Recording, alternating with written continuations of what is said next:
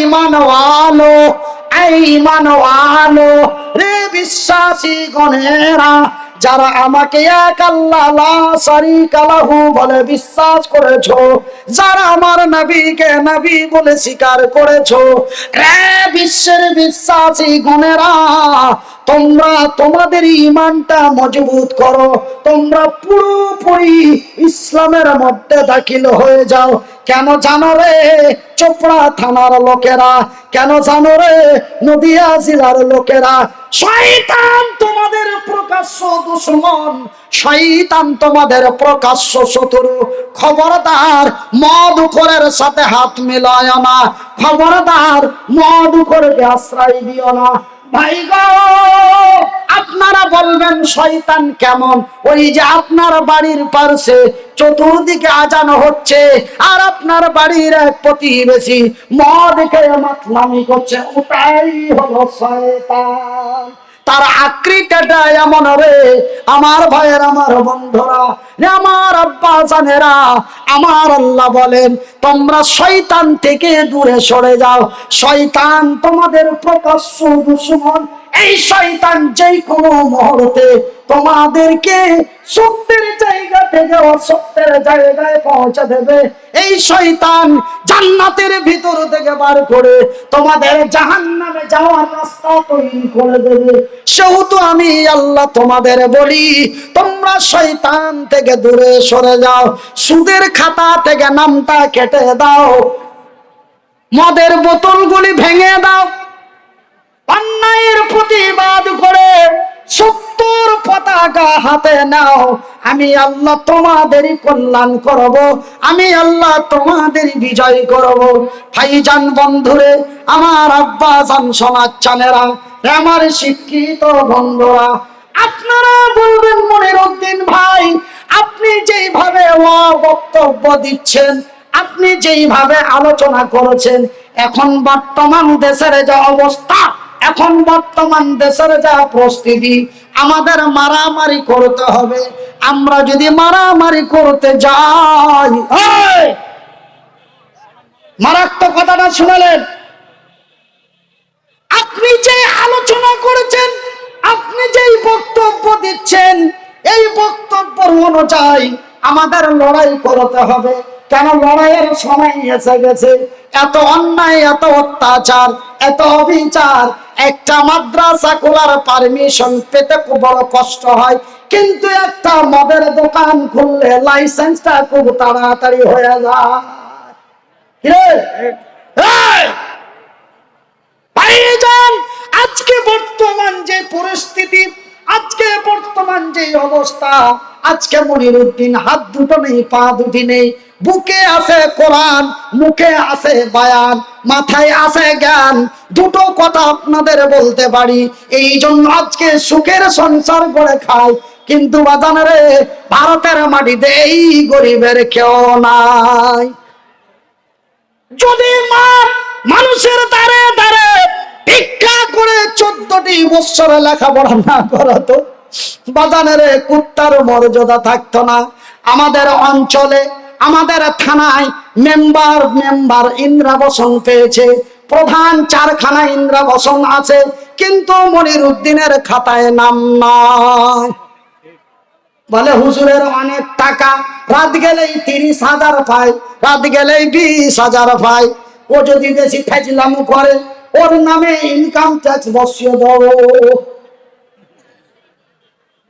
কিন্তু আমি বলি, আমি নাই, আমি নয়তো 30-25 পাই, কিন্তু আমার গ্রামে, আমার এলাকায়, আমার চাইতো নিরীহ পার পড়ে আছে রে, তারা কেন পায় না? এর প্রতিবাদ করবেন কি করবেন না? কথা বলুন না কেন? করবেন? কারা কারা রাজি আছে নাকি হাত তুলে দেখি না রে। ভোট আসলে তো খালি 3,000 টাকার ফেয়ার, ভোট আসলে 3,000 ফেয়ার, ওর কাছে 3,000 নিল, এর কাছে 3,000, ভোট তো বলে একটা। আমি একবার পঞ্চায়েত সমিতি থেকে টিকিট নিয়েছিলাম, তো আমার কাছে টাকা নেওয়ার লেগে আমি বলছি যে তুই আমার মাথায় হাত দিয়ে বল যে তুই কয়জনের কাছে টাকা নিয়েছি, তোকে ওরা যদি 10,000 করে দিয়ে থাকে তোকে আমি 14,000 দিব, কিন্তু তোকে মাথায় হাত দিয়ে বলতে হবে কতজনের কাছে নিয়েছি? তখন এখন তো নেওয়ার ইচ্ছা বলি সাহেব, এখন লিও না, তার কখন লিও? ওরা তো 5 বছর মজা নিছে, আমরা 5 বছরের মাথায় একবার যদি লিও না, তো কখন লিও? আমাদের মালদার ভাষা। ভাইজান, তবে আমি এমন একটা দলের টিকিট নিয়েছিলাম যেই দলে কোনো পয়সা লাগে না, পয়সা দিয়ে ভোট কিনতে হয় না। এদের বিজয় একদিন হবে, এদের বিজয় একদিন হবে, এদের বিজয় একদিন হবে। বহু পিটনি খাওয়ার পরে এরা শুধরিবে। এদের বিজয় সেই দিন হবে যেই দিন তারা পিটনি খেয়ে শুধরে যাবে, সেই দিন তাদের বিজয় হবে। একবার জোরে বলি নারায়ে তাকবীর। আমার ভাইরা, আপনারা বলবেন মনিরউদ্দিন ভাই, আপনি যেই হিসাবে আলোচনা করেছেন, আপনি যেই হিসাবে বক্তব্য দিচ্ছেন, আজকে তো আমাদের লড়াই করা দরকার। আমরা যদি লড়াই করতে যাই মদের বিরুদ্ধে, সুদের বিরুদ্ধে, অন্যায়ের বিরুদ্ধে কথা বলতে যাই, ওরা তো আমাদের পেদিয়ে দেবে, বুঝতে পারছেন? পিটিয়ে দেবে। ওরা তো আমাদের পেদিয়ে দেবে, ওরা তো আমাদের পিটিয়ে দেবে। কেন? ওরা তো 70, আমরা তো 30, ওরা তো 75, আমরা তো 25, ওরা তো আমাদের মেরে দেবে। না না না না না না না না, কখনো না। বিশ্বাস করুন আর নাই করুন, আমার আল্লাহ বলেন বিসমিল্লাহির রহমানির রহিম, ওয়ালা তাকুলু লিমান ইউকতালু ফি সাবিলিল্লাহ, ফি সাবিলিল্লাহি আমওয়াত বাল আহইয়াউ ওয়ালাকিন লা তাশউরুন। সুবহানাল্লাহ। এই, আপনারা যদি আরবির বাংলা বুঝতে পারতেন, কলিজা ফাটিয়ে সুবহানাল্লাহ বলতেন। আবার পড়ছি, যিনারা আরবিক বুঝেন খুব লক্ষ্য করুন। বিসমিল্লাহির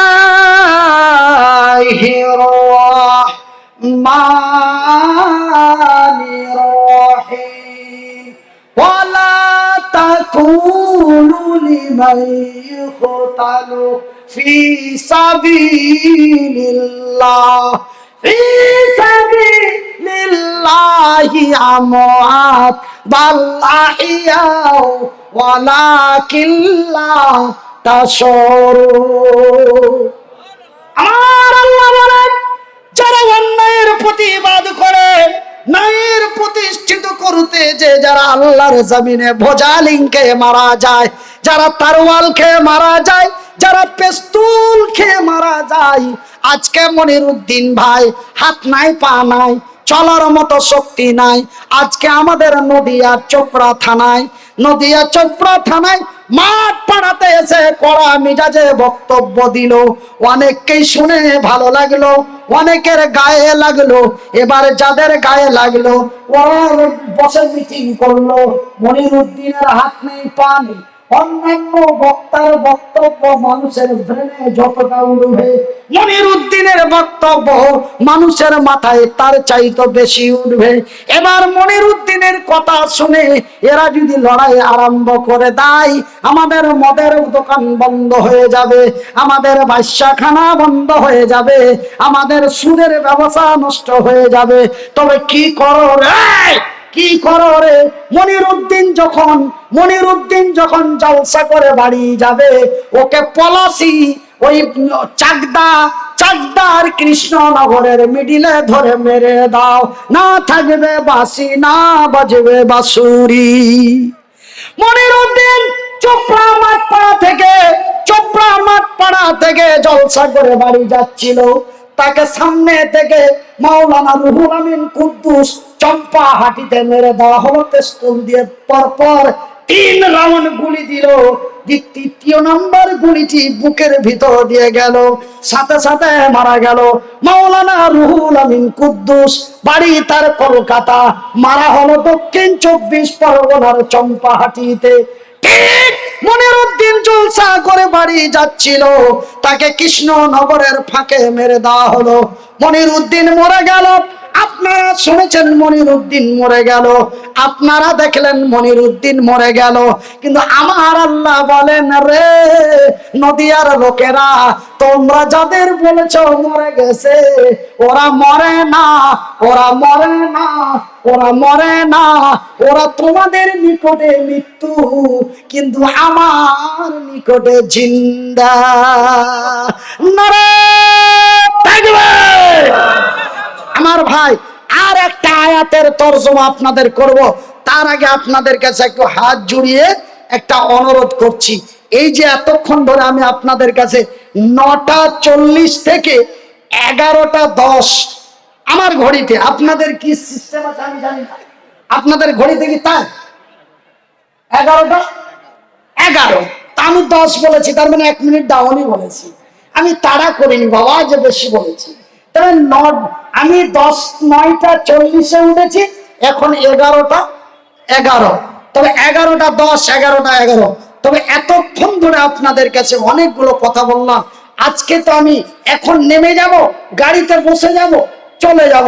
এবার যদি আজকে যে মাঠ ভরা শ্রোতা, মাঠ ভরা নর, মাঠ ভরা নারী, লক্ষ রহমতের বেরো ফারিস্তা, এই জালসাটা যদি আপনারা আগামী কালকে দেখতে চান, আর পাবেন কি? কিন্তু আমি আপনাদের দেখার ব্যবস্থা করে দিয়েছি। এই যে সামনের ক্যামেরাটা দেখছেন, এই ক্যামেরাটা আমার।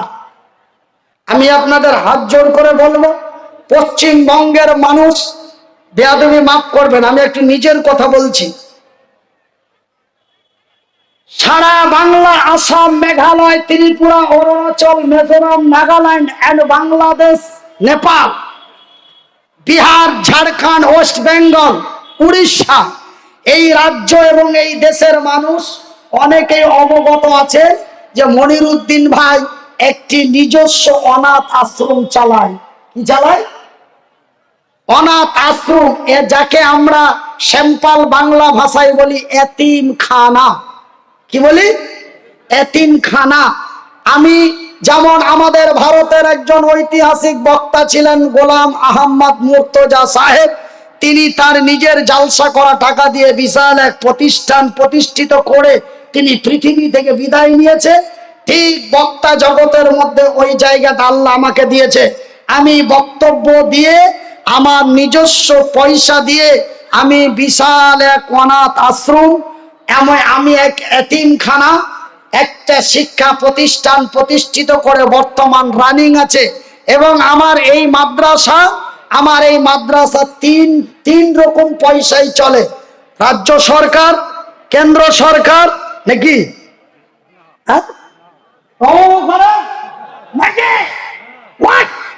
বাজে কথা।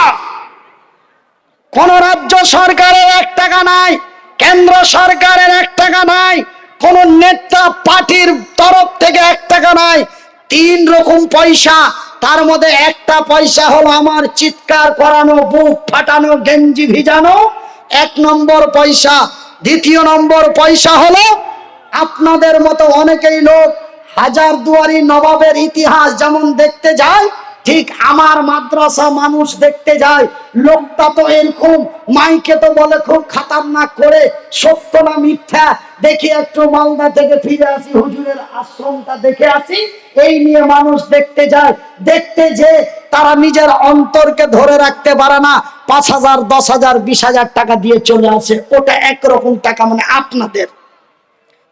তৃতীয় নম্বর টাকা, আমার নিজস্ব 2টা ইউটিউব চ্যানেল আছে, আমার নিজস্ব 2টা ইউটিউব চ্যানেল আছে।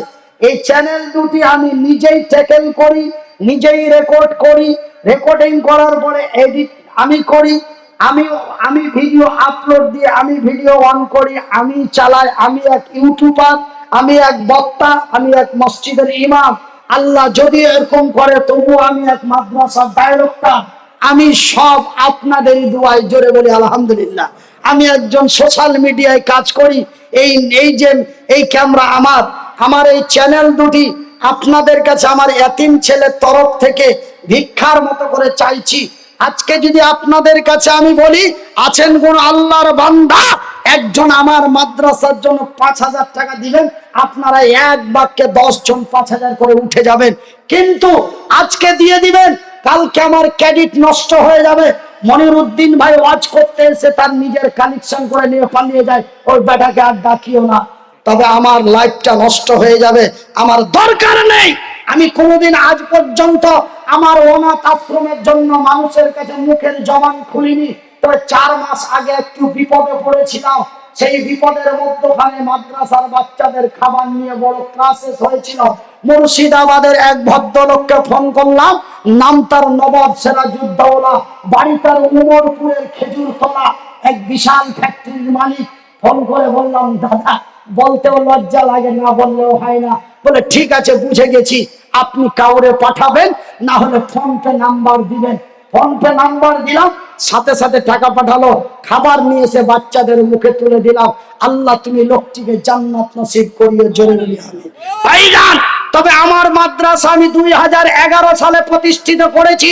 মানুষের কাছে কোনোদিন হাত পাতাইনি, কিন্তু 4 মাস আগে বিপদে পড়েছিলাম, জীবনের প্রথম হাত পাতিয়েছি। আপনাদের কাছে হাত পাতাতে চাই না, আপনাদের কাছে হাত পাতার আমার দরকার নেই। আমার আল্লাহ আমাকে এই মতো মানুষ যদি লক্ষ টাকা রুজি দিতে পারে, আমার এতিম ছেলেগুলোকে না খেয়ে মারতে পারে না, জোরে বলি ইনশাল্লাহ। তবে আপনাদের একটা সাবস্ক্রাইব আমার এতিমের উন্নতি, আপনাদের একটা মোবাইলের একটা সাবস্ক্রাইব আমার ছেলেদের উন্নতি। আমার এতিম ছেলেদের যারা ভালোবাসেন, এতিমকে যারা মহব্বত করেন, এতিমকে যারা নবীর কথা মোতাবিক ইজ্জত করেন, আমার এতিমের স্বার্থে আপনারা চ্যানেল দুটি সাবস্ক্রাইব করুন, এবং যারা জানে না ওরাকে শিখিয়ে দিন। আপনি সাবস্ক্রাইব করুন এবং আপনার বন্ধু বান্ধবীদের সাবস্ক্রাইব করান। কেন? এখন ছেলেদের চাইতে মেয়েদের কাছে মোবাইল বেশি।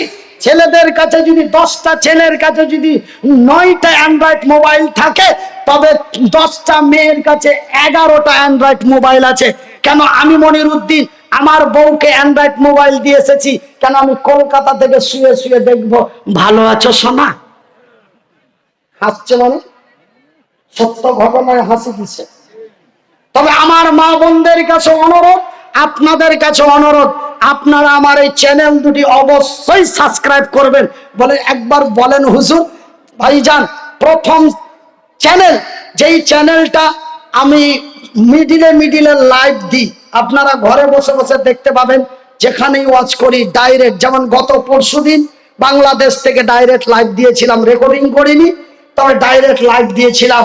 আপনারা ভারত থেকে কমেন্ট করছিলেন, আর আমি বসে বসে দেখছিলাম, আর মনে খুব আনন্দ হচ্ছিল যে ভারতের লোকেরা আমার ওয়াজ শুনছে, ঢাকা থেকে কমেন্ট করছে।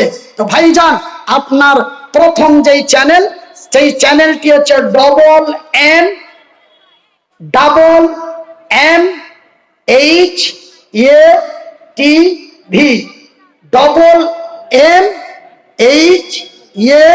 MMHATV। যারা লিখতে জানেন লিখে নেবেন, যারা লিখতে জানেন না একটু রেকর্ড করে নেবেন, অন্য কাউরি কাছে লিখে নেবেন।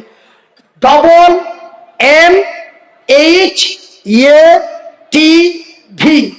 আর একটি চ্যানেল হচ্ছে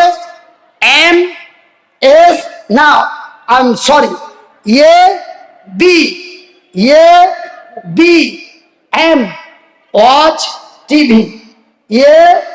ABM watch TV. Full stop আছে, কিন্তু ফুল স্টপ আপনাদের দেওয়ার দরকার নাই, খালি ডাইরেক্ট লিখে দিবেন, ও ঠিক ফুল স্টপ হয়ে উঠে যাবে। MMHATV ABM watch TV. তার মানে প্রথম চ্যানেলটা হচ্ছে আমার মাদ্রাসার নাম, এম দিয়ে মাদ্রাসা, এম দিয়ে মান্নান আমার বাবার নাম, এইচ দিয়ে কোরআনের হাফেজ বানানো হয়, এ দিয়ে ইয়াতিম, আর টি দিয়ে ঘি দিয়ে আপনারা ওটা দেখে নিন, ওটার মানে কি। তা MMM মাদ্রাসা মান্নানিয়া হাফেজিয়া এতিমখানা, মাদ্রাসা মান্নানিয়া হাফেজিয়া এতিমখানা। MMHATV AB, তার মানে এ দিয়ে আব্দুল কাবির, পি দিয়ে বিন, এন দিয়ে মনিরউদ্দিন। আমার ছেলের নাম হলো আব্দুল কবির বিন মঈনুদ্দিন দিয়ে ওয়াজ টিভি, এই চ্যানেল দুটি আপনারা অবশ্যই সাবস্ক্রাইব করবেন, অবশ্যই সাবস্ক্রাইব করবেন। এটা আপনাদের কাছে আমার অনুরোধ থাকলো, এইটাই আপনাদের কাছে আমার চাওয়া এবং পাওয়া। কেন আমি আপনাদের কাছে কোনো অর্থের সাহায্য চাইনি, আমি শুধু আমার চ্যানেল দুটি সাবস্ক্রাইব করতে বলেছি। যত সাবস্ক্রাইব হবে, যত ভিউ হবে, যত কমেন্ট হবে, আমার এতিম ছেলেরা পয়সা তত বেশি পাবে। এই মাসের 24 তারিখে প্রায় 29,500 টাকা পাওয়া গেছে, বলি আলহামদুলিল্লাহ। তবে আপনাদের উপরে আমার এতিম ছেলেদের ডিপেন্ড অনেকটা করছে। আপনার সাবস্ক্রাইব যদি করেন, মোবাইল হ্যাং হবে না, এমবিও বেশি কাটবে না, হয়তো 3 কেবি বা 4 কেবি এমবি কাটতে পারে, তাও সম্ভব। সেহেতু আপনার মোবাইলও হ্যাং হবে না, এমবিও কাটবে না। আপনি শুধু সাবস্ক্রাইব করে ভিডিওগুলো, ওয়াজগুলো শুনবেন। শুধু আমার বক্তব্য নেই, পশ্চিমবঙ্গের আরো অন্যান্য উলামা ইকরামদের বক্তব্য আমার চ্যানেলে আপলোড দেওয়া হয়। সেহেতু আমার চ্যানেল দুটি অবশ্যই সাবস্ক্রাইব করবেন। আর আপনাদের কাছে আমার বিনীত অনুরোধ, আমরা মুসলমান, আমাদের ধর্মের নাম ইসলাম, ইসলামের অপর নামটি হলো শান্তি। আমরা কাউকে মারতে জানি না, আমাদেরকে কেউ মেরে দিলে তাদের ছেড়ে দিনা। জোরে বলি নারে তাকবীর। বিশ্বাস যদি না হয় তবে নবীর হাদিসটি খুলে দেখুন। নবীর জামাই হযরত আলী, তার ইতিহাসটা পড়ে দেখুন। আমরা মুসলমান, আমাদের ধর্মের নাম ইসলাম, আমরা কাউকে জবরদস্তি করি না, জবরদস্তি করলে আমরা তারে ছেড়ে দিই না। ভাইজান রে, আমার আব্বা জানেরা, রে আমার বন্ধুরা, আমি মনিরউদ্দিন আজকে জলসা কমিটি এবং এলাকাবাসীকে বলবো, আজকের তারিখ থেকে আমরা তওবা করি, আমরা মদের বোতলগুলি সরিয়ে দিই, আমরা কল্যাণের দিকে যাই, কল্যাণ আমাদেরই হবে। ভাই বসেন, আমি দোয়া করব। আমার টাইম হয়ে গেছে, আমার টাইম হয়ে গেছে। আপনারা ভাববেন না কেন যে আমাকে আবার বলতে হবে, আমার জন্য আবার আপনাদের মতো কয়েক হাজার মানুষ অপেক্ষা করছে। সেখানে 12:30 1টার সময় টাইম আছে। সেহেতু আমাকে নামতে হবে, যেতে হবে, পৌঁছাতে হবে। সেহেতু হাঁসখালি বগলা, তো হাঁসখালি বগলা ইনাদের সাথে আন্ডারস্ট্যান্ড করে প্রোগ্রামটা করা হয়েছে। ওনারা অনেক দিন থেকে চাইছে, আমাকে পাই না। আমি বললাম যে আপনাদের মধ্যে যদি আন্ডারস্ট্যান্ড করতে পারেন, তবে আমি আমার জন্য আমি কষ্টটা করতে পারি, কিন্তু আমি এক নাইটে ডবল প্রোগ্রাম করি না। কিন্তু অত্যন্ত রিকোয়েস্টের উপরে এক একটা হয়ে যায়, অত্যন্ত রিকোয়েস্টের উপরে এক একটা হয়ে যায়। সেহেতু আমি আপনারাকে আর আলোচনা না শুনিয়ে একটু ছোট্ট করে আপনাদের দোয়া দিব। আপনারা একটু নামাজের হালাতে বসে যান। যারা দাঁড়িয়ে আছেন, চাপ্পল খুলে চাপ্পলের উপর পা দিয়ে দাঁড়ান। আপনার অন্তর যেন বলে আমি দোয়ার জন্য প্রস্তুতি নিচ্ছি, এটা যেন অন্তর বলে। দেখেন ভাই, আমরা যখন বিমানে উড়ি, আপনারা কেউ বিমানে চড়েছেন, কেউ চড়েননি, কেউ হয়তো চড়েছেন জীবনে একবার, কেউ হয়তো চড়েছেন 2 বার। কিন্তু আমাকে কোনো মাসে 32 বার চড়তে হয়, কোনো মাসে 34 বার চড়তে হয়, কোনো মাসে না হলো অন্তত 14 বার চড়তে হয়। তা আমরা যখন বিমানে চড়ি, বিমানটা যখন ছাড়ার জন্য প্রস্তুতি নাই, তখন পাইলট বলে যাত্রীগণ फिर ध्यान दे, विमान अभी उड़ने वाला है, तो विमान उड़ने से पहले अपने अपने मोबाइल को फ्लाइट मोड कर दो।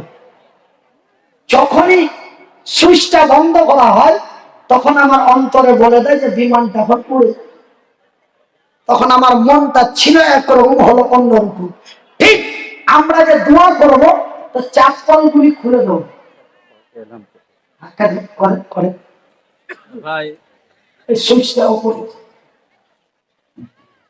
শামীম বলে একটা 10 বছরের ছেলে হারিয়ে গেছে, বাড়ি হচ্ছে হুজুর। যদি কারোর কাছে থাকে বা কেউ খোঁজ পেয়ে থাকে, পেতে পৌঁছে দেবেন। হুজুর একটা ছেলে 10-11 বছর বয়স হবে, নাম হচ্ছে শামীম, তাকে খুঁজে পাচ্ছে না। যদি কারোর কাছে থাকে বা কারোর খোঁজ জানা থাকে, তাকে পেতে পৌঁছে দেবেন। এত তাড়াতাড়ি শেষ করে দিলি, জলসার টাইমটাকে তো বসানো ও তো লোকজন পালাতে না, না, পালাবে না। রিকোয়েস্ট করে বসালাম, জিজ্ঞাসা করুন আপনি আপাতত 12টা কভার করেন। না, সে অটোমেটিক 12টা হয়ে যাবে, 12টা 5 চলে যাবে। 12:30টার আপনি দিকে আপনি টেনশন করেন না, 12টা 5 হয়ে যাবে। 12:30টার দিকে দোয়া করে দেবেন। তো এবার আমি বেয়াদবি মাফ করবেন, কেন কালকে তো দেখলেন যে আমাকে ও গভীর রাত্রে দিল, দেখছি লোকজন কিছু নেই, তবুও লোকটিকে মহব্বত দিয়ে ডেকে যতক্ষণ বললাম ততক্ষণ কেউ গেল না। যখন রাত 2টো পার করতে গেল, 2:30টা পার করতে গেল, মানুষ আর কতক্ষণ ঠান্ডার মধ্যে বসে থাকবে, মানুষ সুস্থি মানে অসুস্থতা জ্ঞাপন করে তার আস্তে আস্তে যেতে গেল। আমি দেখলাম যে দোয়ার সময় যদি লোক না থাকে, তবে আমি তাদের কাছ থেকে দোয়াই মাহরুম আর তারা আমার কাছ থেকে দোয়াই মাহরুম। এই জন্য আমি, আপনারা একসাথে কতজন লোক উঠেছিলেন, আমি যদি চুপ থাকতাম ইহুদির মহাপীরটা 10 জনের উপরে লোক থাকতো। আমি বিনীত অনুরোধ করেছি, তার জন্যই আছেন, কিন্তু আমার দাদা এসে আমাকে বলছে যে চালান। আমি চালালাম আর আপনার পালালেন, তবে আমার চালিয়ে লাভ হলো? আপনারা তো পালিয়ে গেছিলেন, কি বয়স্ক কি যুবক কি তরুণ কি, আপনারা সব চাপ্পাল হাতে করে করে সব দাঁড়িয়ে গেছি, টান দিয়েছিলেন যাওয়ার জন্য। আমি রিকোয়েস্ট করলাম,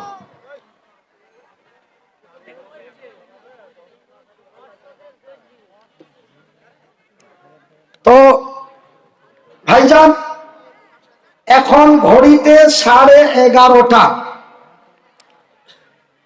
তো আমার ভাইয়ের কথার সম্মান রেখে যদি ভাইয়ের সম্মান ইজ্জত রেখে আমি আপনাদেরকে আরো একটু সময় দিচ্ছি, কিন্তু আমি তো বলিনি যে আমার অসুবিধা হচ্ছে আমাকে অন্য প্রোগ্রামে যেতে হবে, এই অভিযোগ করেছি কি? কথা বলুন, করেছি? করিনি, করব না। আপনাদের প্রোগ্রাম সাকসেস হওয়ার পরে যদি পারি ওখানে যাব, না হলে যাব না, ওটা ওদের বলাই আছে। কেন দাওয়াত করেছেন আপনারা, আপনাদের সুপারিশে ওরা পেয়েছে, আপনারা যদি যেতে না দেন আমি যাব না। আমি যেতে চাইবো, আপনারা যদি বাধা দেন আমি বেজ্জতি হব।